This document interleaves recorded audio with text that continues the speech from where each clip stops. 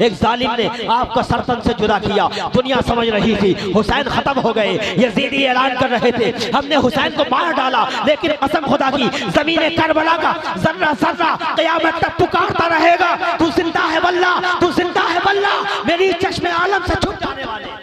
हज़रत इमाम हुसैन गए हैं, पहले जाने के बाद आपने खुतबा पढ़ा है, समझाया यजीदियों को, ए यजीदियों आंखें खोलो, आंखों से पट्टियां हटाओ, तासुब के पर्दे हटाओ और पहचानो मुझे मैं कौन हूँ। मैं वही हूँ जिसके होठों को नबी चूमा करते थे, मैं वही हूँ जिसकी पेशानी को नबी चूमा करते थे, मैं वही हूँ जिसे रसूल पाक बोसे दिया करते थे। लेकिन उन लोगों ने पहचाना नहीं। आखिर मामला बढ़ता गया, जंग शुरू हो गई। हज़रत इमाम हुसैन 3 दिन के भूखे प्यासे, उसके बावजूद आपने जो बहादुरी के जोहर दिखाए हैं ना, और ये दुनिया वालों को शहादत तो मुकद्दर थी, सबको पता था, खुद हुसैन भी जानते थे मुझे शहीद होना है, लेकिन दुनिया वालों को हुसैन आजम ने जो है बहादुरी के जोहर दिखा के ये बताया है कि ये अली शेर खुदा के घर का ये अली शेर खुदा का नूर है और ये बहादुर है, ये अली शेर खुदा की बहादुरी की खैरात लिए हुए है। कसम खुदा की रिवायतों में आता है जब इमाम हुसैन अपनी तलवार जुल्फ़िकार हैदरी को जब लहराते थे ना,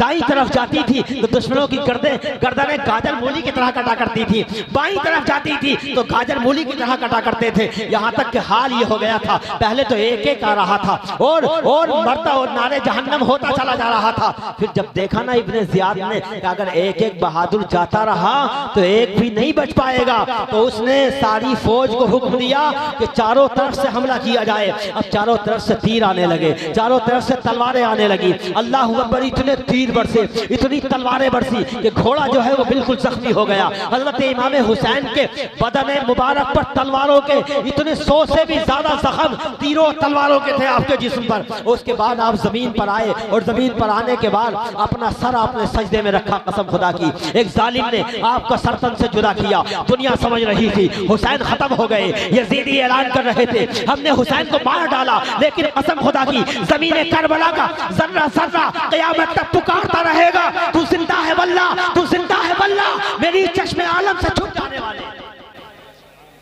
हुसैन मरे नहीं, बल्कि हुसैन हमेशा के लिए जिंदा हो गए, हुसैन हमेशा के लिए जिंदा हो गए। और आज यजीद का कोई नाम लेवा मौजूद नहीं है, लेकिन कसम खुदा की हुसैन का नाम देखो ना तो हर शहर में, हर गली में, हर महल्ले में, हर मस्जिद में इमाम हुसैन का नाम बुलंद किया जा रहा है और क़यामत तक हुसैन आजम का नाम बुलंद किया जाता रहेगा।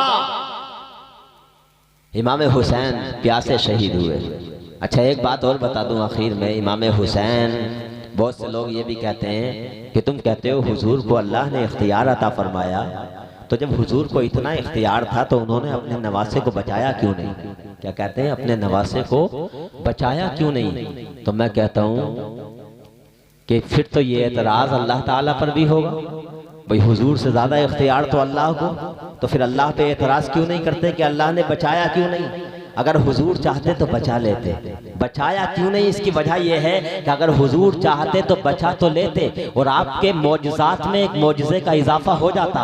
अगर हजरत फातिमा चाहती तो बचा लेती और आपकी करामतों में एक करामत का इजाफा हो जाता। लेकिन अगर ऐसा होता तो करबला नहर फुरात के किनारे पर मुसलमानों को शहीद होने का ये जज्बा कैसे मिलता? अरे हुसैन तो दुनिया वालों को ये पैगाम देना चाहते थे, नबी तो दुनिया वालों को हुसैन को ना बचा के ये पैगाम देना चाहते थे। ऐ दुनिया वालों याद रखना, जब जब इस्लाम पर आँच आए, जब जब दीन पर आँच आए ना, तो ये याद रखना कि मैंने जब अपने नवासे को, तुम्हारे नबी ने अपने नवासे को दीन के लिए कुर्बान किया है और नवासे ने उन्होंने मोहम्मद को कुर्बान किया है, अब्बास के बाजू कलम कराए हैं, कासिम की जवानी को लुटाया है, ताए क़यामत तक की आने वाली माओ तुम भी याद रखना कि तुम्हारी गोदों में जो पाले ये बच्चे पल रहे हैं ना, अगर कभी दीन पर आँच आ जाए ना, अगर दीन के खिलाफ जो है वो आवाज उठने लगे तो अपनी गोद के पालों को पेश कर देना और दुनिया वालों के सामने ये पैगाम देना कि जब इस्लाम के लिए हुजूर ने अपने नवासों को कुर्बान कर दिया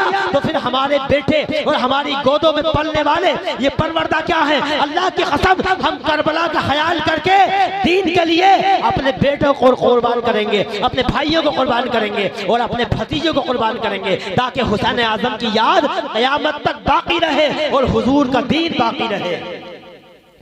और आजकल लोग क्या है, एक बात और बताऊं, लोग जो है उन्होंने ये करबला के मामले को और जब जब जो है मुहर्रम का महीना आता तो मायूसियों में तब्दील कर देते हैं। क्या इसको मायूस होने का जरिया बना दिया उन्होंने। और ऐसे काम करते हैं, मातम करते हैं और कहते हैं कि हम मातम करते हैं हुसैन की मजबूरियों का, कि हुसैन आजम ने जो है वो भूखे शहीद हुए हैं, वो प्यासे शहीद हुए हैं, उनकी मजबूरी थी। मैं कहता हूँ अरे नादानो, तुम हुसैन आजम की मजबूरियों का मातम करते हो तो इमाम हुसैन की, हजरत कासिम की मजबूरियों का मातम करते हो, तुम हजरत अब्बास की मजबूरियों का मातम करते हो, तुम मोहम्मद की मजबूरियों का मातम करते हो। मैं कहता हूँ हुसैन मजबूर नहीं थे। अरे हुसैन के गुलाम को देखो, हुसैन के बेटे को देखो, जिनका नाम, जिन्हें दुनिया ख्वाजा के नाम से याद करती है, जिन्हें दुनिया गरीब नवाज के नाम से याद करती है। जब उनके गुलामों पर पानी की बात आई थी और राजा ने पानी पर पहरा बिठा दिया था और आपके गुलामों को वुजू करने के लिए और पानी पीने के लिए जरूरत पड़ी थी और उन्होंने ख्वाजा गरीब नवाज की बारगाह में आकर के कहा था, गरीब नवाज पानी नहीं है, पानी की जरूरत है, और राजा ने जो है वो पहरा बिठा दिया है। तो पता है इमाम हुसैन के गुलाम ने और इमाम हुसैन के बेटे ने क्या कहा था? आज भी लिखा हुआ है। इमाम हुसैन के बेटे ने कहा था, गरीब नवाज ने कहा था, हिंदुस्तान के सुल्तान ने कहा था, ऐ मेरे मुरीद जा ये प्याला लेकर के चला जा, ये कासा लेकर के चला जा और अना सागर के पास जाके कहना तुझे इमाम हुसैन के गुलाम ने बुलाया है, तुझे जो है वो इमाम हुसैन के बेटे ने बुलाया है। अल्लाह अकबर, तारीख गवाह है कि जब एक मुरीद ने कासा रखा था अना सागर के करीब और कहा था तुझे गरीब नवाज ने बुलाया है, तो पूरे अना सागर का पानी एक कासे में सिमट आया था। मैं कहना चाहता हूँ जब इमाम हुसैन के गुलाम और बेटे के इख्तियार का आलम यह है कि एक कासे में पूरे अना सागर का पानी आ सकता है, तो फिर इमाम हुसैन की अजमतों का, रिफातों का, बुलंदियों का आलम क्या होगा? कसम खुदा की मेरा तो दिल कहता है अगर हुसैन आजम, जुमला याद रखना, अगर हुसैन आजम करबला के मैदान में अगर अपनी एड़ी रिगड़ देते तो हजरत इस्माइल ज़बीहुल्लाह की याद ताजा हो जाती और करबला के मैदान से आबे जमजम का कुआं जारी हो जाता, आपके खैमे से जमजम के नहरें जारी हो जाती। लेकिन अगर वो ऐसा करते, बिल्कुल आखिरी बातें 2-3 मिनट गुफ्तगू सुन ले, अगर वो ऐसा करते तो इमाम हुसैन की करामतों में एक करामत का इजाफा हो जाता। लेकिन वहाँ इमाम हुसैन करामत दिखाने नहीं गए थे। जहाँ इस्लाम को फैलाने की ज़रूरत थी वहाँ गरीब नवाज ने करामत दिखा के इस्लाम को फैलाया, और जहाँ इस्लाम को बचाने की ज़रूरत थी तो वहाँ हुसैन ने करामत नहीं दिखाई, इस्तिकामत दिखाई, सब्र दिखाया, प्यासे रहे, कुर्बानियाँ दी, ताकि क़यामत तक आने वाले मुझसे मोहब्बत करने वालों को ये पता चल जाए कि जब जब इस्लाम पे आँच आए, जब जब इस्लाम के ख़िलाफ़ आवाज़ें उठने लगे, जब जब इस्लाम का निज़ाम कोई जो है वो शराबी अपने हाथ में लेने की कोशिश करे, तो मेरे सब्र को याद करना, मेरे जज्बे को याद करना, मेरे हौसले को याद करना, मेरी इस्तिकामत को याद करना, दीन पर मजबूती को याद करना। तो इसीलिए इमाम हुसैन ने करामत नहीं बल्कि इस्तिकामत करबला के मैदान में दिखा करके दीन को बचाया है। लोग कहते हैं पानी पी लेते, मैंने कहा कोई पानी ऐसा बना ही नहीं था जो इमाम हुसैन की प्यास को बुझा दे। अरे यार प्यास कोई हल्की फुल्की कोई थी, वो प्यास 3 दिन की प्यास, अल्लाह अकबर, ऐसी प्यास कि दुनिया का कोई पानी उसे बुझा नहीं सकता था। भाई हल्की प्यास होती है तो आदमी नॉर्मल पानी पी के प्यास को बुझा लेता है, थोड़ी ज़्यादा होती है तो बर्फ़ का पानी या फ्रिज का पानी पी के मिटा लेता है, लेकिन अगर ज़्यादा होती है तो कभी कभी आपने देखा कि फ्रिज का पानी भी प्यास को नहीं बुझाता। अरे वो तो 3 दिन के भूखे प्यासे हैं, 3 दिन से प्यासे हैं, उनकी प्यास को ये अना सागर, उनकी प्यास को ये जो है नहरे फुरात कैसे बुझाता? मैं कहता हूँ उनके प्यास को कोई पानी बना ही नहीं था उस वक्त जो बुझाता, बल्कि वो तो जा रहे हैं कि दुनिया में कोई पानी मेरी प्यास को बुझा नहीं सकता। मैं अपनी प्यास को लेकर के हौज़ कौसर पे जा रहा हूँ, अपने मेरे नाना जान मेरा इंतजार कर रहे हैं, उनके हाथों में हौज़ कौसर के जाम है, हुसैन आजम जा रहे हैं ताकि ये प्यास बुझे तो नबी के हाथों से बुझे, हौज़ कौसर के पानी, और हौज़ कौसर के पानी से हुसैन आज़म ने प्यास बुझाई है। वो किसी ने कहा है करती रहेगी पेश शहादत हुसैन की, करती रहेगी पेश शहादत हुसैन की, आज़ाद ये हयात का ये सरमदी उसूल, चढ़ जाए कट के सर तेरा नेज़े की नोक पर, लेकिन तू फासिकों की इताअत न कर कबूल, शाह हस्त हुसैन बादशाह हस्त हुसैन। दी हस्त हुसैन, दी पना हस्त हुसैन, सरदाद नदाद दस्त दर दस्त यजीद, हक्का के बिना ला इला हस्त हुसैन। एक मसला बयान करने के लिए हमारे मौलाना हसीबुर रहमान ने कहा है, तकरीर मुकम्मल हो गई। वो ये है कि बहुत से काम हमारे दरमियान ऐसे आ गए हैं जो हमारे नहीं हैं, जो सुन्नियों के नहीं हैं। जैसे हमारे चूँकि इमाम माने जाते हैं आला हजरत सुन्नियों के, माने जाते हैं कि नहीं? उनको सभी मानते हैं, बरेली वाले, उनकी बात भी माननी चाहिए। इमाम अहले सुन्नत इमाम अहमद रज़ा फाजिल बरेलवी अलैहि रहमत व रिज़वान ने फतवा रज़विया शरीफ में ये लिखा है कि मुहर्रम के दिनों में ख़ास तौर पर वो काम ना किए जाएं जो शिया करते हैं या जो हुसैन आज़म के दुश्मन करते हैं। वो क्या काम है? 3 रंग के कपड़ों को आपने मना किया। काला कपड़ा नहीं पहनना है, लाल कपड़ा नहीं पहनना है और हरा कपड़ा नहीं पहनना है। ये तीनों कपड़ों को आला हजरत ने मना लिखा। ऐसे ही झंडे लगाना, भाई लाल झंडे लगाना ये हमारा तरीक़ा नहीं है, क्योंकि हदीस में ये आया जो किसी कौम की मुशाबहत इख्तियार करे वो उसी में से। एक हदीस में आया जो किसी कौम की तादाद को बढ़ाए, उनके मजमे को बढ़ाए, वो उन्हीं में से। ये आया हदीस में। तो अगर हम, चूँकि ये झंडे लगाना कहीं अहले सुन्नत में पहले से राइज था, ये नहीं था। कहीं सुन्नियों में किसी आलिम ने अपने मकान पे झंडा लगाया हो आपने देखा? नहीं लगाया। तो ये झंडे लगाना, लाल रंग के झंडे अपने मकानों पे लगाना, ये गम की अलामत है। और हमारे उलमा ने मुहर्रम के दिनों में खुशी मनाने को भी मना किया है और गम मनाने को भी मना किया है।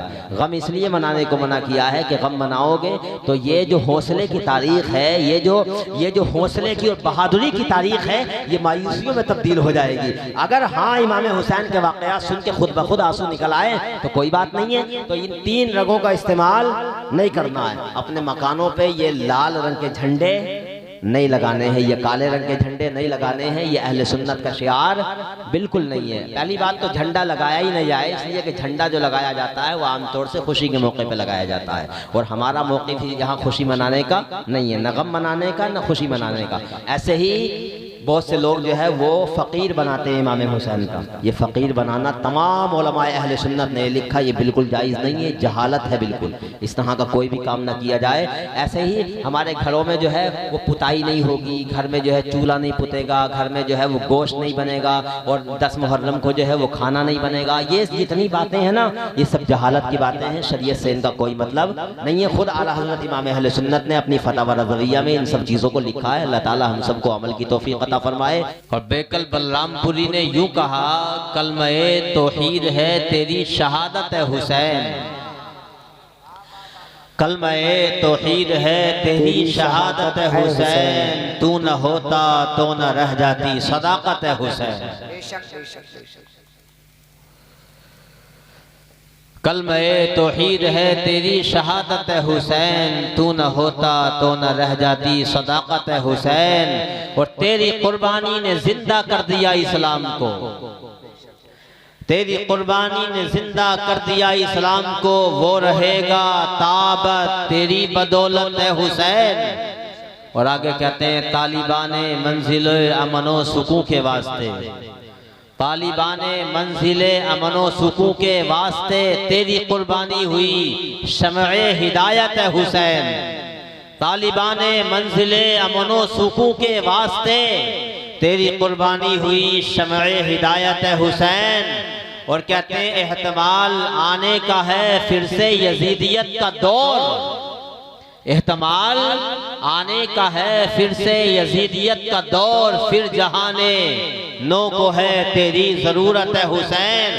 और अकीदा बयान करते हैं और कहते हैं, अहले सुन्नत का तो अकीदा है कि हाल मेरा कुछ भी हो मेरा अकीदा है यही, हाल मेरा कुछ भी हो मेरा अकीदा है यही, बख्शवाएगी मुझे तेरी मोहब्बत है हुसैन, बख्शवाएगी मुझे तेरी मोहब्बत है हुसैन। हजरात, हुसैन आज़म यकीनन अल्लाह के रसूल सल्लल्लाहु ताला अलैहि वसल्लम के ऐसे नवासे हैं, इमाम हसन ऐसे नवासे हैं कि जिन पर हुजूर अकरम सल्लल्लाहु अलैहि वसल्लम को नाज था, फख्र था। हुजूर हुसैन आज़म का, हसन आज़म का जिक्र किया करते थे सहाबा की मजलिसों में बैठकर। सुभान अल्लाह, सुभान अल्लाह, सुभान अल्लाह। किसी शायर ने आका करीम सल्लल्लाहु अलैहि वसल्लम के इस फ़ख्र का नक्शा खींचा है। नाज़िम खलीली साहब, वैसे अशार पढ़ने का हक तो तुम्हें ही है, मगर कुछ ना कुछ हमारे भी सुन लो। नक्शा खींचा है कि रसूलुल्लाह फ़ख्र किया करते थे अपने नवासों पर, तो कहा है कि आईने मशीयत का शनासा ऐसा, आईने मशीयत का शनासा ऐसा, जिसके कदमों में हो कोसर वो प्यासा ऐसा। आईने मशीयत का शनासा ऐसा, जिसके कदमों में हो कोसर वो प्यासा ऐसा। और क्यों फ़ख्र से झूमे न रसूल अरबी, क्यों फ़ख्र से झूमे न रसूल अरबी, तकदीर से मिलता है नवासा ऐसा, तकदीर से मिलता है नवासा ऐसा। नारे तकबीर, नारे रिसालत, मसलके आला हजरत, फैज़ाने आला हजरत, जिक्र शहदाए करबला, माशाअल्लाह माशाअल्लाह माशाअल्लाह। आईने मशीयत का शनासा ऐसा, जिसके कदमों में हो कोसर वो प्यासा ऐसा। और क्यों फ़ख्र से झूमे न रसूल अरबी, तकदीर से मिलता है नवासा ऐसा। माशाअल्लाह, हमारे शफीक शाक़ी साहब भी आ गए हैं। इधर आ जाओ यार, स्टेज पर आ जाओ, आ जाओ, आ जाओ, आ जाओ। अरे यार, ये आप बड़े उलमा नवाज हैं। अल्हम्दुलिल्लाह, चेहरे पे तारीफ कर रहा हूँ मैं, ताकि आपको भी पता चल जाए। इसलिए ये यकीनन अल्लाह ताला इन्हें सलामत रखे। दीन के बड़े कामों में आते हैं ये। जलसे की परमिशन हो, मस्जिद का कोई मामला हो, इमामों का मामला हो, उलमा का मामला हो, सरकारी मामलात हो दीन के, तो वो सब के सब इन्हें सौंप दो, इंशाअल्लाह ये सारे के काम पूरे कर देते हैं। अल्लाह ताला इन्हें सलामत रखे और इनकी उम्र को दराज फरमाए, इनके कामों में अल्लाह ताला बरकत अता फरमाए।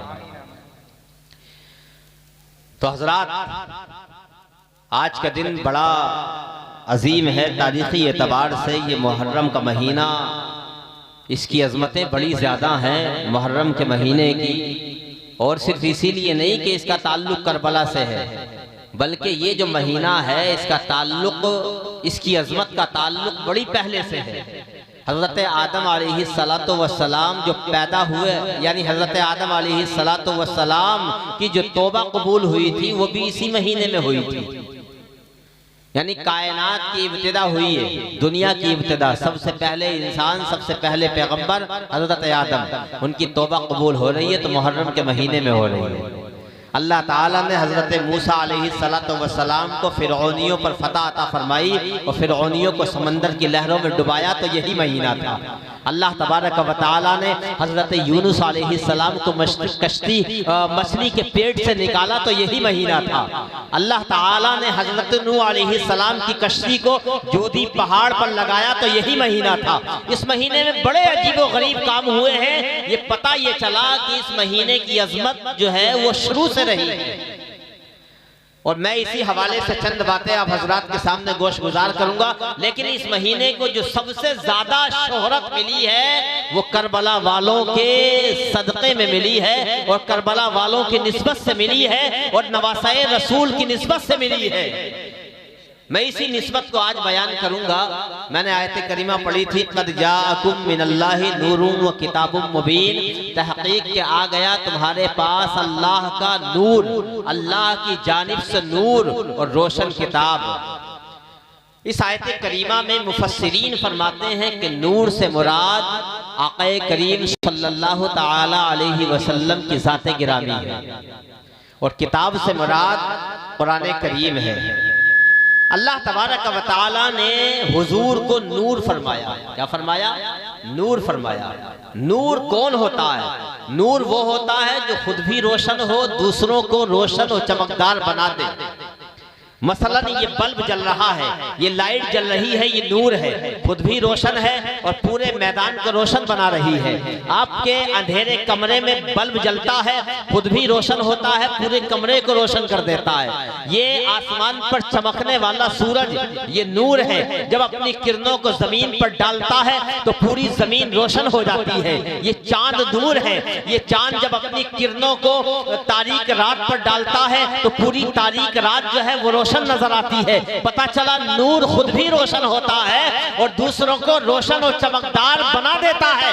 ये नूर की खासियत होती है। लेकिन हमने देखा, हमने चांद को भी देखा, हमने सूरज को भी देखा, हमने बल्ब को भी देखा, हमने लाइट को भी देखा, हमने दुनिया में रोशनी पैदा करने वाले मुख्तलिफ आलों को देखा। लेकिन हमने देखा सूरज भी नूर है, चांद भी नूर है और बल्ब भी नूर है, ये लाइट भी नूर है। लेकिन हमने जब आसमान की रोशनी को देखा तो ये आसमान पर जो चांद है ना, जब हमने इसकी रोशनी को देखा तो ये चांद है, खुद भी रोशन है, रोशन कर रहा है। लेकिन चांद सिर्फ जाहिर को चमका रहा है, बातिन को नहीं। सूरज सिर्फ जाहिर को चमका रहा है, बातिन को नहीं। ये बल्ब सिर्फ जाहिर को चमका रहा है, बातिन को नहीं। ये लाइट सिर्फ जाहिरी मैदान को रोशन कर रही है, बातिन को नहीं। लेकिन अल्लाह ने अपने नबी को कुरान में नूर फरमाया। इस नूर का मतलब क्या है? इस नूर का मतलब ये है कि अल्लाह ने जो नबी को नूर बनाया है तो गोया अल्लाह ने यूं फरमाया, ऐ दुनिया वालों, मेरा नबी नूर है। वो सिर्फ जाहिर को नहीं चमकाता है, वो सिर्फ बातिन को नहीं चमकाता है, बल्कि मेरा नबी ऐसा नूर है जो जाहिर को भी चमकाता है, जो बातिन को भी चमकाता है। और ऐसा चमकाया मेरे नबी का नूर जब पड़ा है अबू बकर पर तो सिद्दीक़ अकबर बन के चमके हैं। मेरे नबी का नूर जब पड़ा है उमर फारूक आज़म पर तो कसम खुदा की फारूक आज़म बन के चमके हैं, अदालत के शहसवार बन के चमके हैं। मेरे नबी का नूर जब पड़ा है उस्मान गनी पर तो उस्मान गनी सुन्नूरैन बन के चमके हैं। और मेरे नबी का नूर जब पड़ा है मौलाए कायनात पर तो अल्लाहु अकबर मुश्किल कुशा हैदर कलाल बन के चमके हैं। और इसीलिए मेरे इमाम ने बरेली की सरजमीन से कह दिया, चमक तुझसे पाते हैं सब पाने वाले, मेरा दिल भी चमका दे चमकाने वाले।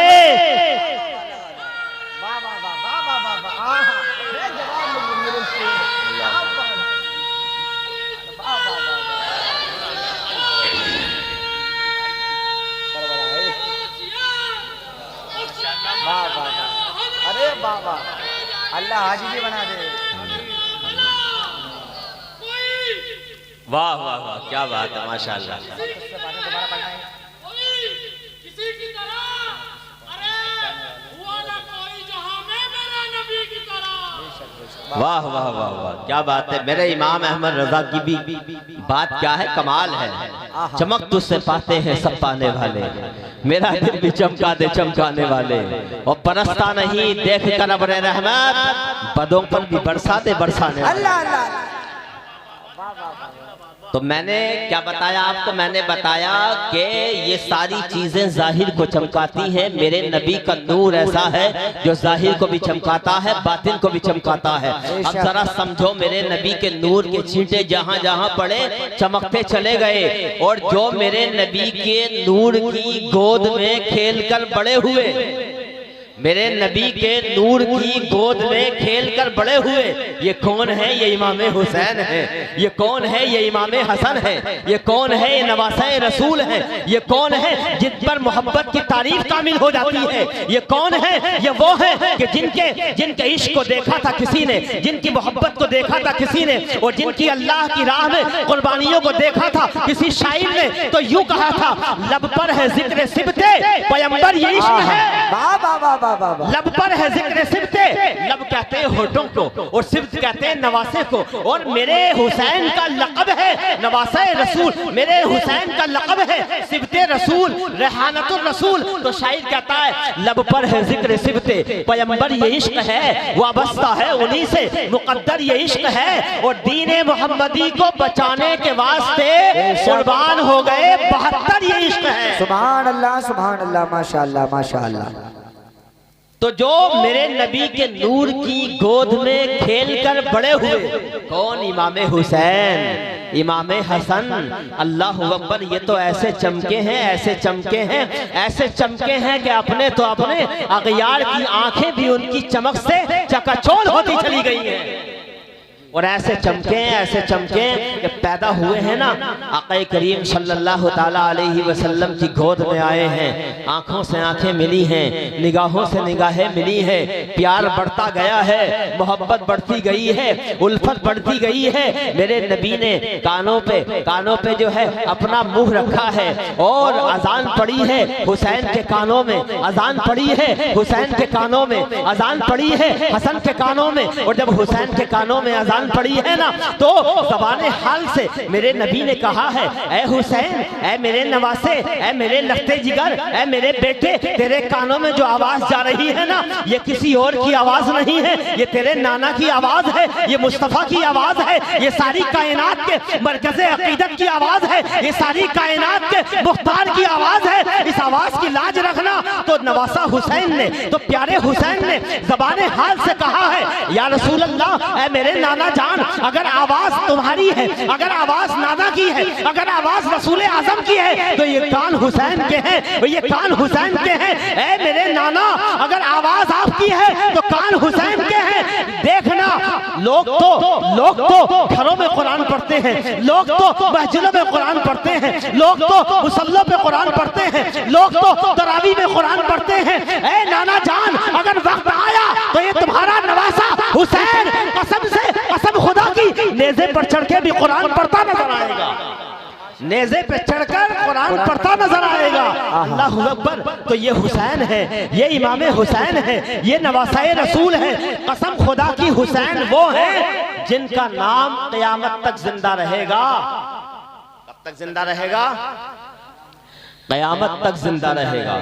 इसलिए नहीं कि वो नवासाए रसूल है, इसलिए नहीं कि वो नूरे निगाहे अली है, इसलिए नहीं कि वो फातिमा के दिल का चैन है, इसलिए नहीं कि वो मुसलमानों के दिल की धड़कन है, बल्कि हुसैन का नाम इसलिए भी जिंदा रहेगा कि इसकी हिम्मत पर अली शेरे खुदा को नाज है, इस नवासे पर मोहम्मद मुस्तफ़ा को नाज है। और सजदे तो सबने किए पर इसका नया अंदाज है, इसने वो सजदा किया जिस पर खुदा को नाज है। मैं सोचने लगा खुदा को नाज क्यों है, तो जवाब दिमाग में आया, जवाब दिल में आया और फौरन मेरी जबान से निकला, खुदा को नाज हो भी क्यों ना। लोग सजदे तो करते हैं, मस्जिदों में सजदे करते हैं, मुसल्लों पे सजदे करते हैं, मस्जिदों में तस्बीह पढ़ते हैं, मुसल्लों पे तस्बीह पढ़ते हैं, घरों में अल्लाह का जिक्र किया जाता है, मस्जिदों में अल्लाह का जिक्र किया जाता है। लेकिन कमाल ये है कि हुसैन ने जो सजदा किया है, हुसैन ने जो जिक्र खुदा किया है, हुसैन ने जो अपनी पेशानी को जमीन पे रखा है, तो मस्जिद में नहीं, मुसल्ले में नहीं, बल्कि कसम खुदा की औला मोहब्बत की लाश को तड़पता देखकर, अब्बास के बाजू अलग होता देखकर, हजरत कासिम की जवानी लुटती हुई देखकर, औला मोहब्बत की लाशों को खून में तड़पता देखकर, और करबला के तपते हुए सहरा में अगर किसी ने सजदा किया है तो वो हुसैन का सजदा है, वो हुसैन का काम है। और क्यों ना याद रखा जाए इस सजदे को। अल्लाहु अकबर। तो ये सजदा बड़ा अजीम है, अल्लाहु अकबर, बड़ा अजीम है ये सजदा। हुसैन का सजदा, हुसैन का सजदा, नवासे रसूल का सजदा। अल्लाह ताला की कसम, पूरी कायनात इस सजदे पर कुर्बान हो जाए तो ये बजा होगा, ये बिल्कुल सही होगा। इसलिए कि हुसैन का सजदा यकीनन ऐसा सजदा है जिस पर पूरी कायनात को कुर्बान हो जाना चाहिए। हुसैन तुम्हारी अजमतों को सलाम, हुसैन तुम्हारी रिफातों को सलाम, हुसैन तुम्हारी बुलंदियों को सलाम, हुसैन तुम्हारी शोहरतों को सलाम, हुसैन तुम्हारे करबला के सजदे को सलाम, हुसैन तुम्हारी शहादत को सलाम, हुसैन तुम्हारे हौसले को सलाम, हुसैन तुम्हारी हिम्मत को सलाम, हुसैन तुम्हारे जज्बे को सलाम, हुसैन तुम्हारे सब्र को सलाम। ये हुसैन है। कितना अजीम मर्तबा है हुसैन का, कितना बड़ा मर्तबा अल्लाह ने अता किया है हुसैन को, और कितना बड़ा मर्तबा किया है अल्लाह ने अता किया है इमाम हसन को। इमाम मोहसिन का जिक्र मैंने इसलिए नहीं किया अब तक क्योंकि करबला का जिक्र चल रहा है, और इमाम मोहसिन उलमा के मुताबिक बचपन में इंतकाल कर गए थे। बाद हज़रात ने भी कहा कि पेटी में इंतकाल कर गए थे। हज़रात आओ अब मैं चंद बातें बताऊं कि इमाम हुसैन और इमाम हसन की फजीलत कितनी ज़्यादा है, और हज़रत खातून जन्नत फातिमतुज़ ज़हरा का मकाम कितना बुलंद है। ये तीनों शख्सियतें बड़ी अजीम हैं। एक बात यहीं पे बता दूं, अहले बैत अतहार का मकाम बहुत बुलंद है। आज तक आपने ये सुना होगा, और ज़्यादातर मशहूर यही बात है कि अहले बैत में हज़रत फ़ातिमा आती हैं, हज़रत इमाम हुसैन आते हैं, हज़रत इमाम हसन आते हैं, और हजरत मौलाए कायनात आते हैं, इनको अहले बैत कहते हैं। लेकिन हकीकत ये है कि अहले बैत में सिर्फ यही नहीं आते, अहले बैत में हुजूर की एक बेटी नहीं बल्कि चारों बेटियां आती हैं, है क्या नहीं भाई? ये बात समझने वाली है कि नहीं? अहले बैत का मतलब होता है घर वाले। क्या होता है? घर वाले। और घर वालों में किसी की एक ही बेटी आती है, सारी बेटियां आती हैं? भाई सारी बेटियां आएंगी, ऐसा हो ही नहीं सकता कि एक बेटी घरवाली हो बाकी बेटियां घरवाली ना हो, ये तो ऐब होगा। और रसूलुल्लाह की शान में इस तरह का जुमला बोलना तो यकीनन बहुत बड़ा ऐब होगा। तो हुजूर की सारी बेटियां अहले बैत में, हुजूर की बीवियां अहले बैत में। जो अज़वाज मुतहरात है ना भाई, ऐसा हो सकता है कि औलाद तो घर वालों में हो और औलाद की माएँ घर वालों में ना हो, ऐसा हो सकता है? नहीं हो सकता। लिहाजा जो राफजी कहते हैं ना, जो शिया कहते हैं कि अहले बैत में हुजूर की चारों बेटियां नहीं है, ये गलत है। अज़वाज मुतहरात को अहले बैत में नहीं गिना जाता, ये गलत है। अहले बैत अतहार में हुजूर की बीवियां भी हैं, हुजूर की बेटियां भी हैं, हुजूर के बेटे भी हैं, हजरत खातून जन्नत भी हैं, मौलाए कायनात भी हैं, ये सब अहले बैत में है और इन सब की अज़मतों को सलाम करते हैं हम। आओ अब मैं बताऊं कितना बुलंद मकाम है। एक साहबी हैं हजरत हुज़ैफा बिन यमान, क्या नाम है? हजरत, कुछ बातें बिल्कुल सुकून से करूंगा ताकि समझ में आ जाए। हजरत हुज़ैफा बिन यमान, इन्हें कहा जाता है साहिबो सिर्र रसूलिल्लाह सल्लल्लाहु अलैहि वसल्लम, हुजूर करीम सल्लल्लाहु ताला अलैहि वसल्लम के राजदार। हुजूर राज की सबसे ज़्यादा बातें बताते थे हजरत हुज़ैफा बिन यमान को। मैंने अपने बेटे का नाम इसी निस्बत से रखा है मोहम्मद हुज़ैफा। आप दुआ करें अल्लाह ताला उसे सलामत रखे और शिफा अता फरमा दे। तो हजरत हुज़ैफा बिन यमान से एक मरतबा उनकी वालिदा ने कहा, बेटा हुजूर की बारगाह में कब से नहीं गए हो? हजरत हुज़ैफा कहते हैं, ए मेरी माँ कई दिन हो गए। तो हजरत हुज़ैफा की माँ कहती है, बेटा जल्दी चले जाओ हुजूर की बारगाह में और जाकर के मेरे लिए और अपने लिए मग़फ़िरत की दुआ कराना। क्या करना? बख्शिश की दुआ कराना। हजरत हुज़ैफा जाते हैं, कहते हैं जब मैं पहुंचा ना मदीना, जब मैं पहुंचा मस्जिद नबवी शरीफ में, तो मैंने देखा कि हुजूर मगरिब की नमाज की तैयारी फरमा रहे हैं। नमाज का वक्त होता है, मगरिब की नमाज हुजूर पढ़ाते हैं और मैं हुजूर के पीछे पढ़ता हूँ। कसम खुदा की, आज अगर कोई किसी बड़े आलिम के पीछे नमाज पढ़ ले तो फख्र से उसका सर ऊंचा हो जाता है। लेकिन ये सहाबा के जो हर वक्त यानी पांचों वक्त की नमाज नबी के पीछे पढ़ते थे, इनके मकाम और इनकी अज़मतों का आलम क्या होगा। हजरत हुज़ैफा कहते हैं, मैंने हुजूर के पीछे मगरिब की नमाज पढ़ी, फिर मगरिब के बाद मैंने चाहा कि अपनी बात कहूँ, लेकिन हुजूर अपने रूहानियत के सफर में मौजज़र रहे और आप कुछ पढ़ते रहे, मुझे मौका न मिला। ईशा का वक्त हो गया, मैंने ईशा के टाइम फिर हुजूर के पीछे ईशा की नमाज पढ़ी और अच्छा। तो हजरत हुज़ैफा कहते हैं, मैंने ईशा की नमाज हुजूर के पीछे पढ़ी और ईशा के बाद हुजूर अपने घर की जानिब चल दिए। मैं भी हुजूर के पीछे पीछे धीरे धीरे कदमों से चल पड़ा। हुजूर ने मेरे कदमों की आहट छुट सुनी तो कहा, मनहाजा कौन? हुज़ैफा। यानी हुजूर ने पीछे देखा नहीं बल्कि कहा, कौन? हुज़ैफा। फिर हुजूर कहते हैं, मा हाजतू का क्या हाजत है? इतना कहने के बाद हुजूर खुद ही जवाब देते हैं, गफ़रल्लाहु लका वली उम्मिका, ए हुज़ैफा अल्लाह ताला तेरी और तेरी माँ की मग़फ़िरत फरमाए, अल्लाह ताला तेरी और तेरी माँ की बख्शिश फरमाए। अभी हुज़ैफा ने कहा नहीं था, हुजूर फरमाते हैं, ए हुज़ैफा तुम किस मकसद से आए हो, तुम किस लिए आए हो मेरे पास, ये बताने की जरूरत नहीं है। मैं जानता हूँ कि तुम्हारी माँ ने तुम्हें भेजा है और इसलिए भेजा है ताकि मैं तुम्हारे लिए भी और तुम्हारी माँ के लिए भी दुआए मग़फ़िरत कर दूँ। ये हुजूर का इल्म गैब नहीं है तो क्या है? बेशक बेशक। और उसके बाद अब सुनो, मैंने कहा था ना मैं अज़मत बयान कर रहा हूँ हुसैन आज़म, हसन आज़म और खातून जन्नत की। फिर हुजूर फरमाते हैं, हाज़ा मलकुन लम यंज़िलिल अर्द क़त्तु क़ब्ल हाज़िहिल लैला। ए हुज़ैफा, ये जो सामने नजर आ रहा है ना, एक नौजवान की तरफ इशारा किया हुजूर ने उंगली से, कहा हाज़िही, इशारा किया कि ये जो है ना हादा मलकुन, ये जो सामने फिरिश्ता देख रहे हो ना हुज़ैफा, ये फिरिश्ता ऐसा है कि आज तक इससे पहले इस रूए जमीन पर कभी आया ही नहीं था। आज तक इस रूए जमीन पर ये फरिश्ता कभी आया ही नहीं, पहली मर्तबा आया है। और हुजूर फरमाते हैं, ए हुज़ैफा जानते हो ये फरिश्ता क्यों आया? हुज़ैफा कहते हैं या रसूलल्लाह, अल्लाह उसका रसूल बेहतर जानता है। तो हुजूर फरमाते हैं इस फरिश्ते ने अल्लाह तबारक व तआला की बारगाह में अर्ज किया था, ए मालिक मौला, ए मालिक अर्ज़ समा, मुझे इजाजत दे दे, मुझे इजाजत दे दे कि मैं तेरे महबूब की बारगाह में सलाम पेश करूं, वयुबश्शिरनी, और तेरे महबूब को खुशखबरी दूं। क्या खुशखबरी दूं? कि उनकी बेटी खातून जन्नत फातिमतुज़ ज़हरा रज़ियल्लाहु तआला अन्हा ये कोई आम औरत नहीं है, बल्कि जन्नती औरतों की सरदार है। और वो फरिश्ता कहता, और हुजूर फरमाते हैं इस फरिश्ते ने रब तबारक व तआला से इजाजत मांगी कि मैं ये फरिश्ता मुझे खुशखबरी दे कि अन्नल हसना वल हुसैना सय्यदा शबाबी अहलिल जन्ना, कि हसन और हुसैन जो है ये दुनिया के आम जवान नहीं है, ये आम नौजवान नहीं है, ये आम इंसान नहीं है, बल्कि अल्लाह ने इन्हें जन्नती जवानों का सरदार बनाया है, जन्नती जवानों का आका बनाया है। सुभान अल्लाह, माशाअल्लाह माशाअल्लाह। तो पता चला कि अल्लाह ने खातून जन्नत को जन्नती औरतों का सरदार बनाया, और हजरत इमाम हुसैन को और इमाम हसन को जन्नती जवानों का सरदार बनाया।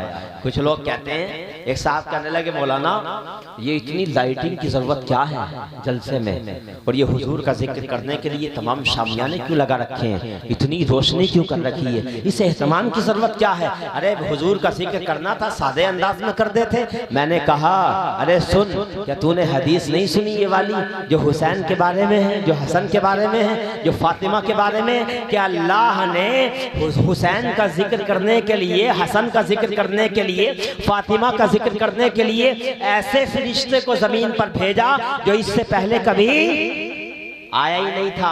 भाई मैं आपसे कहूं, अगर अल्लाह चाहता तो हजरत जिब्रील को भेज देता, अगर अल्लाह चाहता तो हुजूर के दिमाग में, हुजूर के दिल में इल्का फरमा देता कि ऐ मेरे महबूब, ये जो तुम्हारी बेटी है ना ये खातून जन्नत है, और ये जो तुम्हारे नवासे हैं ना ये जन्नती जवानों के सरदार हैं। लेकिन अल्लाह ने ऐसा नहीं किया, न जिब्रील अमी को भेजा, न इसराफील को भेजा, न मीकाईल को भेजा, न इज़राइल को भेजा, न किसी और फरिश्ते को भेजा, बल्कि अल्लाह ने हुसैन आजम की, हसन आजम की, खातून जन्नत की फजीलत को बयान करने के लिए एक फरिश्ते को पैदा फरमाया।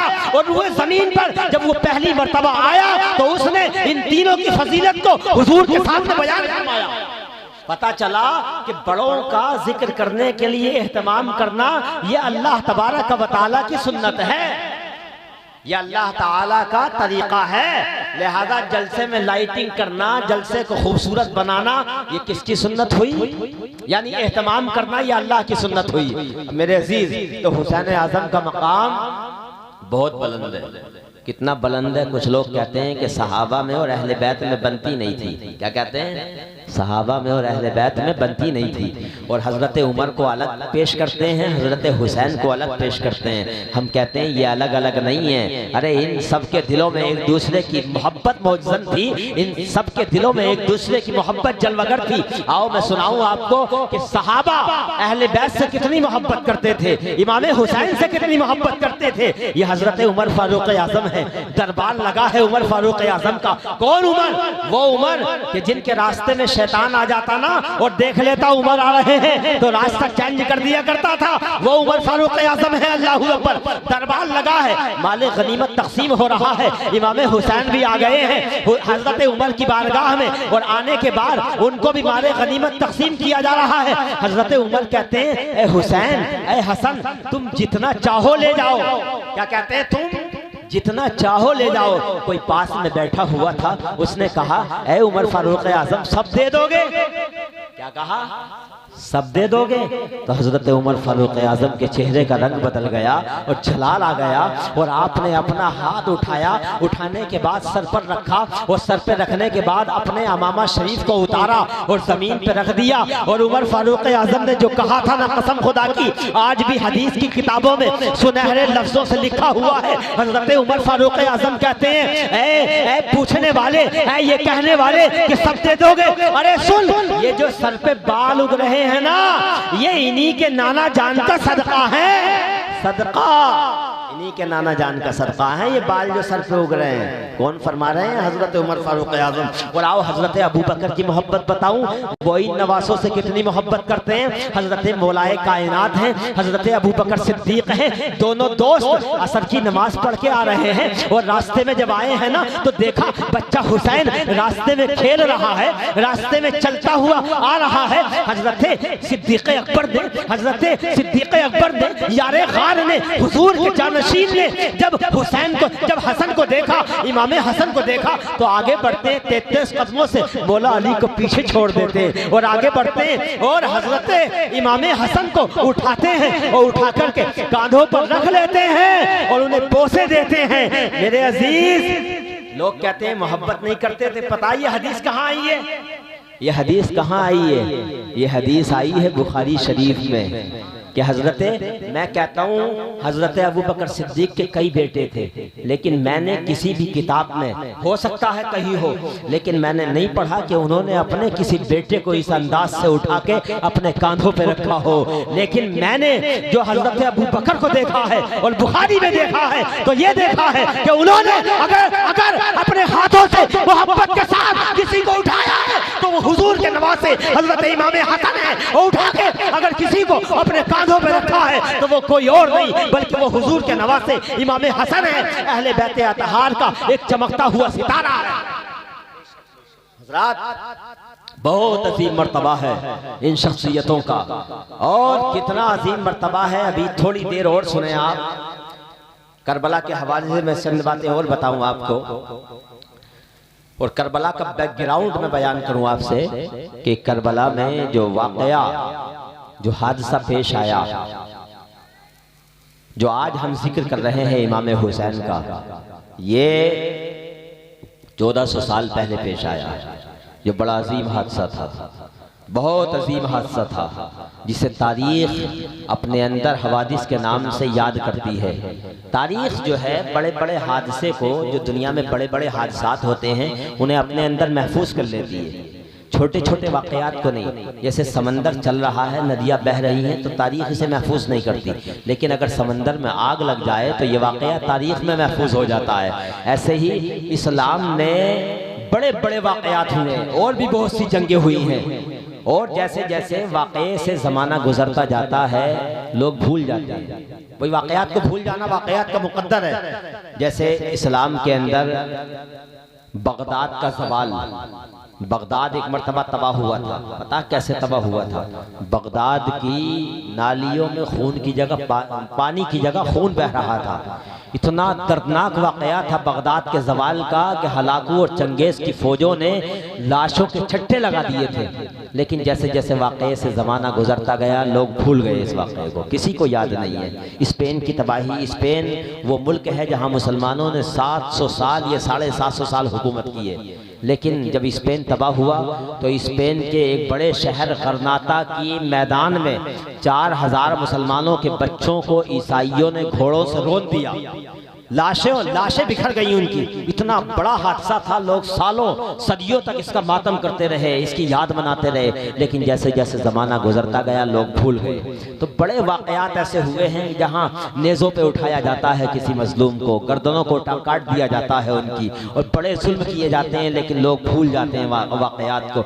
पता चला वाकयात आते ही हैं भूल जाने के लिए, बड़े बड़े वाकयात आते हैं भूल जाने के लिए। सवाल ये पैदा होता है जब वाकयात का भूल जाना वाकयात का मुकद्दर है, वाकयात आते हैं भूल जाने के लिए, तो फिर करबला के वाकये में ऐसी कौन सी बात है कि आज तक 1400 साल हो गए लेकिन आज तक लोग इस वाकये को नहीं भूले। आखिर क्या बात है कि जब भी मुहर्रम का महीना आता है और 10 मुहर्रम खास करके आती है, अल्लाहू अकबर, तो ऐसा लगता है जैसे करबला का मैदान हो और इमाम हुसैन के जानिसार शहीद हो रहे हो, उधर उन्हों मोहम्मद की लाशें तड़प रही हो। ऐसा लगता है कि जैसे सामने हजरत कासिम की जवानी लुट रही हो, ऐसा लगता है जैसे अब्बास के बाजू कलम हो रहे हो, ऐसा लगता है जैसे से जैसे एक एक लाश को उठा करके इमाम हुसैन मैदान से ला रहे हो। ऐसा लगता है जैसे इमाम हुसैन कभी औला मोहम्मद की लाश को अपने कांधों पे उठा के खाने में ला रहे हैं। ऐसा लगता है जैसे कभी अब्बास की लाश को उठा करके इमाम हुसैन अपने कांधों पे रख के ला रहे हो। ऐसा लगता है जैसे कासिम की जवानी को लूटने के बाद इमाम हुसैन उनकी लाश को उठा के खैमे में ला रहे हो। ऐसा लगता है कि खैमों को उजाड़ा जा रहा हो। ऐसा लगता है जैसे हमारी नस्लों के सामने हुजूर के घर वालों के खैमों में आग लगाई जा रही हो। अल्लाह अकबर, वो सारा मंजर हमारे सामने आ जाता है। जब मुहर्रम आता है आंखों से आंसू जारी हो जाते हैं, इंसानों के दिल तड़प जाते हैं। मुसलमान पूरी दुनिया में इस वाक़ये की याद ताज़ा करते हैं। मैं सोचने लगा जब वाक़यात आते हैं भूल जाने के लिए, वाक़यात को भूल जाना वाक़यात का मुक़द्दर है। लोग बगदाद की तबाही को भूल गए, इराक की तबाही को भूल गए, लीबिया की तबाही को भूल गए, इराक की तबाही को भूल गए, अफगानिस्तान की तबाही को भूल गए, लोग जो है बगदाद की तबाही को भूल गए। तो आखिर करबला के वाक़ये को आज तक लोग क्यों नहीं भूले? ये सवाल है, मैं इसका जवाब दूंगा। जवाब ये है कि वाक़यात दो तरह के होते हैं। एक वाक़या वो होता है जो महज इत्तिफाक का नतीजा कह दिया जाए, किसी जालिम के जुल्म की दास्तान कह दी जाए। जैसे गुजरात में हुआ, बहुत से लोग मारे गए। जैसे अफगानिस्तान में हुआ, कितने मुसलमानों के खून से होली खेली गई। जैसे इराक में हुआ, कितनी माओं की गोदें उजाड़ दी गई। जैसे लीबिया में हुआ, हजारों बल्कि हजारों मुसलमानों की गर्दनों को उड़ा दिया गया और बमों से उन्हें मार दिया गया। तो ये वाक़यात ऐसे हैं जिन्हें इत्तिफाक का नतीजा कह दिया जाएगा, जालिम के जुल्म की दास्तान कह दिया जाएगा। लेकिन एक वाक़या वो होता है जिसके पीछे किसी जिंदा निजाम की तहरीक मौजूद हो, जिसके पीछे कोई जिंदा आईन मौजूद हो, जिसके पीछे कोई जिंदा मजहब मौजूद हो, जिसके पीछे कोई जिंदा दीन मौजूद हो। अब मैं बताऊं, इमाम हुसैन ने जो करबला में कुर्बानी दी है ना, अपनी कुर्बानी दी है, औल मोहम्मद की कुर्बानी दी है, कासिम की कुर्बानी दी है, अब्बास की कुर्बानी दी है, उनकी कुर्बानी दी है। इमाम हुसैन ने जो कुर्बानी दी है, इमाम हुसैन की कुर्बानी के पीछे एक जिंदा मजहब मौजूद है, एक जिंदा आईन मौजूद है, मजहब इस्लाम मौजूद है। और मजहब इस्लाम के प्रोटेक्शन के लिए, मजहब इस्लाम की हिफाजत के लिए, मजहब इस्लाम के आईन को बचाने के लिए इमाम हुसैन ने अपनी और अपने घर वालों की कुर्बानी दी है। इसलिए जब तक इस्लाम जिंदा रहेगा, जब तक इस्लाम का मजहब जिंदा रहेगा, जब तक ये आईन जिंदा रहेगा, जब तक ये इस्लामी कानून जिंदा रहेगा, इमाम हुसैन की कुर्बानी को याद किया जाता रहेगा। हज़रात, करबला में जो कुछ हुआ बड़ा खतरनाक था, बहुत खतरनाक था। इमाम हुसैन ने क्यों बैत नहीं की? भाई बहुत से लोग कहते हैं कि यार इतना लंबा मामला हुआ, इतने लोगों की कुर्बानियाँ हुई, इतने लोगों की गर्दनें गई, अगर इमाम हुसैन बैत कर लेते तो ये परेशानी नहीं आती। मुझसे एक साहब ने कहा कि क्या ज़रूरत थी सारा घर को कटा दिया। भाई इमाम हुसैन अगर बैत कर लेते तो कुछ होता ही नहीं। तो मैंने जवाब दिया, तुम तारीख में नहीं गए, तुमने उसके बैकग्राउंड को नहीं देखा। मैं बताऊं इमाम हुसैन ने बैत क्यों नहीं की, यजीद की बैत क्यों? वाक़यात तो आप सुनते रहते हैं, चंद बातें मैं अलग से बता रहा हूँ। इमाम हुसैन ने बैत क्यों नहीं की यजीद की? उसकी वजह यह थी कि ये दीन जिस इस्लाम को बचाने के लिए इमाम हुसैन ने कुर्बानी दी है ना, इसी दीन के लिए हज़रत अमीर हमज़ा का कलेजा चबाया गया, इसी दीन के लिए सहाबा ने कुर्बानियाँ दी, इसी दीन के लिए हुजूर अकरम सल्लल्लाहु ताला अलैहि वसल्लम को ताइफ के मैदान में लहूलुहान किया गया, इसी दीन के लिए हुजूर की पीठ पुश्ते मुबारक पर ओझड़ियाँ डाली गई, इसी दीन के लिए हुजूर की राहों में कांटे बिछाए गए, बड़ी परेशानियाँ उठाई हुजूर ने, लेकिन दीन में कोई तब्दीली नहीं होने दी, दीन में कोई तरमीम नहीं होने दी। हुजूर इस दुनिया से गए, हुजूर का इंतकाल हुआ, हुजूर के बाद हजरत अबू बकर सिद्दीक को जो है वो खलीफा बनाया गया, जानशीन बनाया गया हुजूर का। हजरत अबू बकर सिद्दीक ने दीन को उसी हालत पर बाकी रखा, कोई तब्दीली नहीं होने दी, कोई तहरीफ नहीं होने दी, कोई बदलाव नहीं होने दिया। दीन में किसी तरह की तब्दीली हजरत अबू बकर सिद्दीक ने नहीं होने दी। हजरत अबू बकर सिद्दीक भी दुनिया से चले गए। हजरत अबू बकर सिद्दीक के बाद हजरत उमर फारूक आजम को खलीफा बनाया गया। हजरत उमर फारूक आजम ने दीन को उसी हालत में बाकी रखा, कोई तब्दीली नहीं होने दी, कोई तरमीम नहीं होने दी। हजरत उमर फारूक आजम के बाद ये खिलाफत खिलाफत की जिम्मेदारी हजरत उस्मान गनी ने संभाली। हजरत उस्मान गनी ने दीन में कोई तब्दीली नहीं होने दी, कोई तरमीम नहीं होने दी। दीन वैसा ही रहा जैसा हुजूर छोड़ करके गए थे। हजरत उस्मान गनी के बाद इसकी जिम्मेदारी, खिलाफत की जिम्मेदारी हजरत मौलाए कायनात ने संभाली। मौला अली मुश्किल कुशा हुजूर के जानशीन बने चौथे नंबर पर, और हजरत मौलाए कायनात ने सब कुछ बर्दाश्त किया, लेकिन दीन में कोई तब्दीली हो जाए ये बर्दाश्त नहीं किया, दीन में कोई तरमीम हो जाए ये बर्दाश्त नहीं किया। मौलाए कायनात भी इस दुनिया से चले गए। मौलाए कायनात के बाद दौर आया आपके बड़े बेटे हजरत इमाम हसन मुस्तफा का। हजरत इमाम हसन मुस्तफा ने दीन की जिम्मेदारी को संभाला, हुजूर की खिलाफत को संभाला, हुजूर के जानशीन बने हजरत इमाम हसन मुस्तफा, और दीन को असली हालत पर बाकी रखा, कोई तब्दीली नहीं होने दी, कोई तरमीम नहीं होने दी। हजरत इमाम हसन के बाद हजरत इमाम हसन ने इस एतमाद के साथ कि अमीर मुआविया सहाबी हैं, कुछ भी हो जाए लेकिन हुजूर का सहाबी, हुजूर को ईमान की हालत में देखने वाला दीन में तरमीम बर्दाश्त नहीं कर सकता। इसी एतमाद के साथ हजरत इमाम हसन मुस्तफा ने हजरत अमीर मुआविया से सुलह कर ली और खिलाफत को सौंप दिया। हजरत अमीर मुआविया को, हजरत अमीर मुआविया के दौर में भी दीन बाकी रहा, दीन में तब्दीलियां नहीं होने दी, दीन में तहरीफ नहीं होने दी। लेकिन पहली बार जब यजीद आया तो इमाम हुसैन ने यह खतरा महसूस किया कि अब तक जो थे वो या तो हुजूर के खुलाफा थे, या इमाम हसन मुस्तफा थे, या अमीर मुआविया थे, लेकिन अब जो आया है यजीद, उसकी अय्याशियां, उसकी मक्कारियां, उसका जो है वो शराबे पीना, उसकी रातों का गुनाहों में गुजरना, हजरत इमाम हुसैन ने ये पहली बार ये खतरा महसूस किया।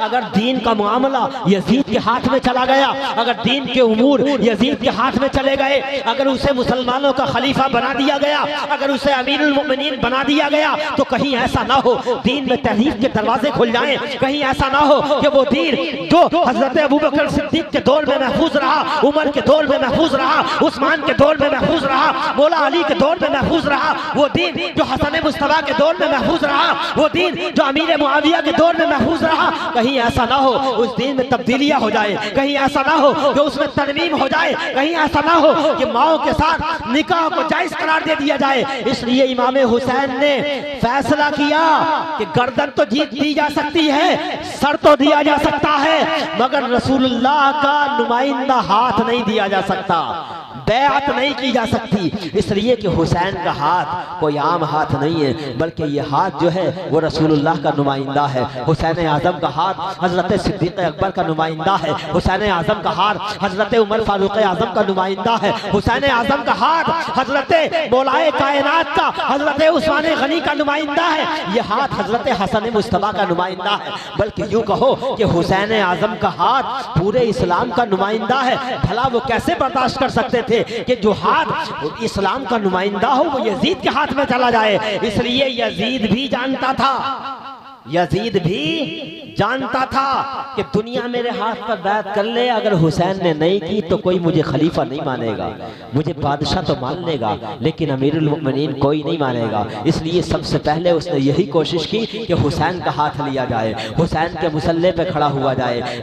लेकिन हुसैन ने यह फैसला किया कि वो मुसल्ला जिस पर एक वक्त में सारी कायनात के मरकज़े अक़ीदत हुजूर खड़े हैं, वो मुसल्ला जिस पर हजरत आक़ा करीम के बाद हजरत सिद्दीक़ अकबर खड़े हैं, वो मुसल्ला जिस पर सिद्दीक़ अकबर के बाद उमर फारूक आजम खड़े हैं, वो मुसल्ला जिस पर उमर फारूक आजम के बाद हजरत उस्मान गनी खड़े हैं, वो मुसल्ला जिस पर उस्मान गनी के बाद हजरत मौलाए कायनात खड़े हैं, वो मुसल्ला जिस पर मौलाए कायनात के बाद हजरत इमाम हसन मुस्तफा खड़े हैं, वो मुसल्ला किसी शराबी के हाथ में चला जाए, वो मुसल्ला उस मुसल्ले पर कोई यजीद जैसा जानी खड़ा हो जाए, भला ये हुसैन कैसे बर्दाश्त कर सकते थे। इसलिए हुसैन ने बर्दाश्त नहीं किया और हुसैन आजम ने अपनी जिंदगी को दांव पर लगा दिया, अपने घर वालों की जिंदगी को दांव पर लगाया, अपने नवासों की जिंदगी को दांव पर लगाया, अपने भाइयों की जिंदगी को दांव पर लगाया। कसम खुदा की वो कुर्बानी दी हुसैन आजम ने जिस कुर्बानी को क़यामत तक याद किया जाता रहेगा, क़यामत तक याद किया जाता रहेगा। हुसैन यजीदी समझते हैं कि हमने हुसैन को मार दिया, यजीदी समझते हैं हमने हुसैन का नाम मिटा दिया। यजीद समझ रहा था कि दुनिया से हुसैन खत्म हो गए, लेकिन कसम खुदा की हुसैन आज भी हमारे नारों में जिंदा है, हुसैन हमारी आहों में जिंदा है, हुसैन हमारे सांसों में जिंदा है, हुसैन हमारे जलसों में जिंदा है, हुसैन हमारे सोज़े दुरूं में जिंदा है, हुसैन हमारी महफिलों में जिंदा है, हुसैन जिंदा है। यजीद हमेशा के लिए मर गया है, कत्ले हुसैन असल में मर्गे यजीद है, इस्लाम जिंदा होता है हर करबला के बाद। ये वजह थी, इसलिए हुसैन ने ये बर्दाश्त नहीं किया, अपना सर कटा दिया। और सर भी कहाँ कटाया? सजदे में कटाया, सर सजदे में। लोग कहते हैं सजदे में क्यों कटाया? अगर हुसैन चाहते तो खड़े खड़े शहीद हो सकते थे, हुसैन चाहते तो तलवार चलाते हुए शहीद हो सकते थे, हुसैन चाहते तो लड़ते लड़ते शहीद हो सकते थे, लेकिन सजदे में क्यों शहीद हुए? सजदे में सर को क्यों कटाया? तो मैंने कहा बात यह है कि हुसैन आज़म के सजदे का ताल्लुक, हुसैन आज़म से सजदे का ताल्लुक बड़ा बचपन से है। जब सजदा फर्ज नहीं था, जब नमाज फर्ज नहीं थी, तब से ताल्लुक है। कहने लगे कैसे? मैंने कहा बात यह है कि अभी हुसैन का बचपना है, अभी हुसैन छोटे से नन्हे से फूल है, मदीने की सरजमीन है, मस्जिद नबवी है, हुजूर नमाज पढ़ा रहे हैं, हुसैन के नाना नमाज पढ़ा रहे हैं। हुसैन आज़म ने देखा मेरे नाना झुके हुए हैं नमाज में, आए और आने के बाद हुजूर के कांधे पर सवार हो गए। हुसैन कांधे पे सवार है। रसूलुल्लाह ने सजदे को लंबा कर दिया, एक मर्तबा नहीं, दो मर्तबा नहीं, तीन मर्तबा नहीं, बाज़ उलमा ने तो यहाँ तक लिखा कि हुजूर ने 10, 20, 40 मर्तबा नहीं बल्कि 72 या 73 मर्तबा तस्बीह पढ़ी। और हुजूर इस ख्याल से सर नहीं उठा रहे, अगर मैंने सर उठाया तो कहीं मेरा प्यारा नवासा मेरे सर से गिर न जाए, उसे चोट न आ जाए, और मेरी बेटी का शहजादा गिर जाए, उसे चोट आ जाए, ये मुझे गवारा नहीं होगा। अल्लाह अकबर। हुसैन के लिए मेरे हुजूर ने सजदे को लंबा कर दिया। बहुत देर हो गई, हुसैन सजदे से उतरे, हुसैन हुजूर के कांधों से उतरे, और उतरने के बाद जब उतर गए हैं तो हुजूर ने अपने सर को सजदे से उठाया, नमाज को दोहराया नहीं, नमाज को दोहराया नहीं। लोग कहते हैं कि हुजूर का ख्याल नमाज में आ जाए तो नमाज बातिल हो जाती है। एक फिरके ने ये लिखा है अपनी किताब में कि हुजूर का ख्याल नमाज में आ जाए तो नमाज बातिल हो जाती है। मैं कहता हूँ मुझे बताओ, हुसैन का ख्याल हुजूर ने सजदे में किया, हुसैन का ख्याल हुजूर ने सजदे में किया, और हुजूर ने सजदे सहव नहीं फरमाया। पता चला नमाज खराब नहीं हुई। जब उम्मत के नबी की नमाज हुसैन के ख्याल से बातिल नहीं हुई तो भला नबी के ख्याल से उम्मती की नमाज कैसे बातिल हो सकती है? भाई हुसैन अपनी तमाम अजमतों के बावजूद, अपनी तमाम रिफातों के बावजूद, अपनी तमाम बुलंदियों के बावजूद, अपनी तमाम शोहरतों के बावजूद एक उम्मती है, तो उम्मती ना, नबी तो नहीं है। और हुजूर ने उम्मती का ख्याल नमाज में किया, नमाज खराब नहीं। तो जब उम्मती के ख्याल से हुजूर की नमाज खराब नहीं हुई तो हुजूर के ख्याल से उम्मती की नमाज कैसे खराब हो सकती है? अब मैं सोचने लगा यार हुसैन को क्या कहा जाए, हुसैन को दुनिया कहा जाए या दीन कहा जाए? इसलिए कि हुजूर ने हुसैन का ख्याल नमाज में किया। अगर हुसैन को दुनिया कहोगे तो नबी की नमाज पर एतराज कि नबी माज़अल्लाह नमाज में दुनिया का ख्याल कर रहे हैं, ऐसा तो हो ही नहीं सकता। तो आखिर कहा क्या जाए?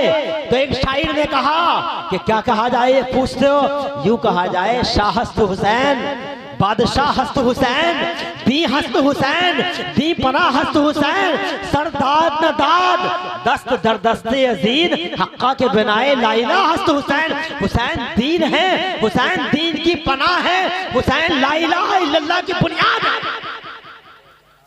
मेरे हुजूर, मेरे हुसैन ने अपना सर सजदे में कटा करके दुनिया वालों को बताया, ऐ दुनिया वालों, हैरत में मत पड़ना कि मैंने सर को सजदे में क्यों कटाया। सर सजदे में इसलिए कटाया कि जब बचपन था तो मेरे हुजूर की नमाज ने, मेरे नाना की नमाज ने, जब मैं उनके कांधे पे चढ़ा था तो मेरे नाना की नमाज ने मुझे दीन बनाया था, और मैंने अपने नाना के दीन को नमाज ही में बचाया है। हुसैन आज़म का सर, अल्लाह अकबर, सजदे में कुर्बान हुए हुसैन आज़म। सबसे आखिर में हुसैन आज़म की कुर्बानी हुई है, बड़े जानिसार। सबसे पहले जो करबला में कुर्बानी हुई वो किसकी थी? सबसे पहले हजरत अबू बकर बिन अली, मैं आपको बताऊं, हजरत अली के और भी बेटे हैं दूसरी बीवियों से। एक का नाम अबू बकर है, एक का नाम उस्मान है, एक का नाम जो है वो उमर है। उमर यानी ये तीनों नाम, एक का नाम अब्बास है। हजरत अली के 4 बेटों के नाम अबू बकर, उमर और उस्मान और अब्बास। और सबसे पहले जो करबला में शहादत हुई है वो किसकी हुई है? अबू बकर की हुई है। आप सोचें, लोग कहते हैं हजरत अली की अबू बकर से मुखालफत थी। मैं कहता हूं अगर मुखालफत होती तो क्या हजरत अली अपने बेटे का नाम हजरत अबू बकर के नाम पर रखते?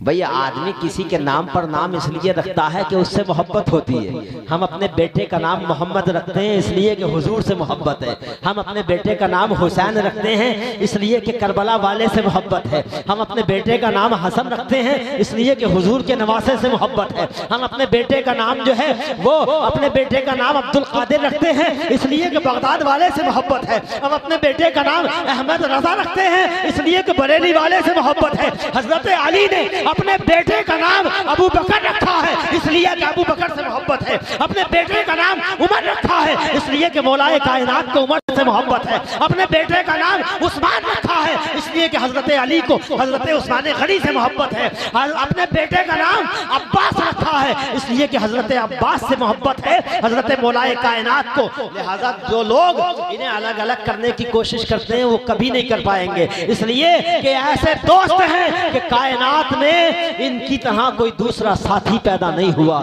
इनकी तरह कोई दोस्त पैदा नहीं हुआ, इनकी तरह मोहब्बतें कायनात में किसी और के दरमियान हो ही नहीं सकती। तो सबसे पहले ये शहीद हुए, उसके बाद शहादतें होती नहीं। 72 नुफूस कुदसिया शहीद हो गए।